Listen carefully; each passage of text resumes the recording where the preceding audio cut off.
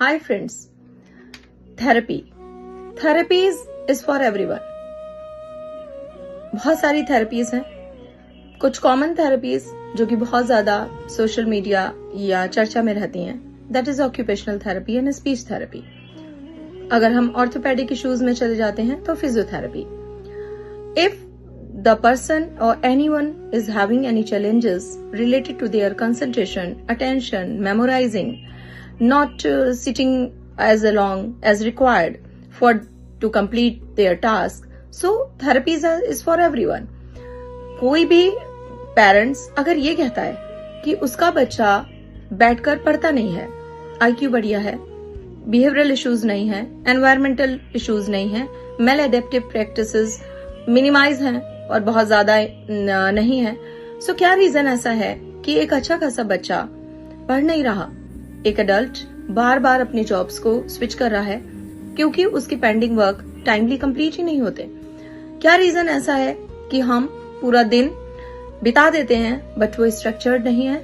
कई बार बहुत सारे मेल, फीमेल, एल्डरली और लेट अडल्ट्स हमारे पास ये कंप्लेंट देते हैं कि हमारा स्केड्यूल नहीं फॉलो हो पाता, हमारी किसी भी चीज का टाइम नहीं है. क्या ऐसा रीजन है? फिर हम कहते हैं हम अडल्ट ADHD हो गया है. डिसऑर्डर बाद में बनता है, उससे पहले बहुत सारे ऐसे सिम्टम्स होते हैं जिसमें आपका अटेंटिव नहीं होना, आपको ये फील नहीं होना, रियलाइज नहीं होना कि आपके खाने का समय, सोने का समय क्या होगा. आपको लगता है रात के 12 भी बज गए तो भी आराम से इस टाइम को भी वैसे ही बिताया जा सकता है जैसे कि आपने शाम के 5 बजे बिताए. ऐसा क्यों हो रहा है? क्या हम किसी मानसिक बीमारी से ग्रस्त हैं या हमें कोई साइकोलॉजिकल इश्यूज हो गया है? ऐसी कंडीशन में कई बार लोग ये अप्रोच करते हैं कि हम काउंसलिंग ले लेते हैं. यहाँ एज एन एक्सपर्ट मैं आप सबको एक इनसाइट फुल थॉट पर आपका ध्यान लेना चाहती हूँ कि काउंसलिंग किसी भी तरीके से 1, 2 या 3, 4, 5 सेशंस इज नॉट इनफ कि हम आपको फंक्शनल बनाएं. आपको प्रॉपर थेरेप्यूटिक इंटरवेंशंस और क्या थेरेपी, उसका डिजाइनिंग कौन करेगा, उसको आपको लगकर अपने ऊपर काम करना होगा. लगकर मतलब रेगुलर, ऑल्टरनेटिव, वीक्स में 2 times, 3 times daily, as per the need, as per the severity of your case.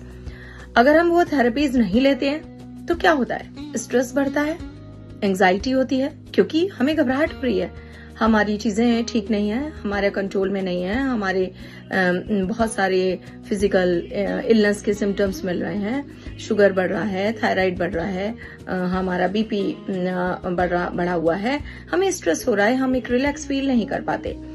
ऐसी कंडीशन में अक्सर लोग एक चीज को अपने अंदर अडेप्ट करते हैं, लाइक हम एक्सरसाइज करते हैं, योगा करते हैं, वॉक करते हैं, बट क्या होता है 7 डेज के बाद वो भी कंटिन्यू नहीं होता क्योंकि एनर्जी तो आपके ब्रेन में है, थॉट तो आपके ब्रेन में है. प्रैक्टिस, फंक्शनल प्रैक्टिस तो आपको अपने कॉग्निटिव सेंस से डिजाइन करनी है.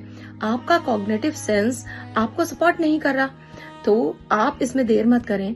अपनी एंजाइटी, डिप्रेशन या स्ट्रेस को मत बढ़ाएं, अपनी जॉब को स्विच मत करें, अपनी पढ़ाई में डिले और बैड स्कोर्स के साथ फ्रस्ट्रेशन मत आने दें. लाइफ का सफोकेशन हमें बीमार कर देता है, तो आप इसको जल्दी ही रिजॉल्व करें. थेरेप्यूटिक इंटरवेंशंस पर काम करें, हमारे साथ या कहीं भी.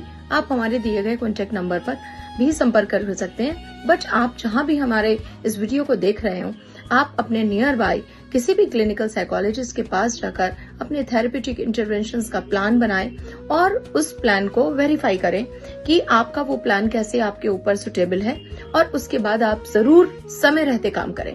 उसके बाद पिल्स, प्रैक्टिसेस, डलनेस, एक लोनलीनेस, एक सैडनेस, होपलेसनेस, इन सारे लेस के साथ अच्छा है कि हम कुछ ऐड कर दें. वो ऐड क्या करना है वो आपको एक्सपर्ट्स बताएंगे कि आपकी लाइफ में ऐड क्या होना है और सब्ट्रैक्ट क्या होना है.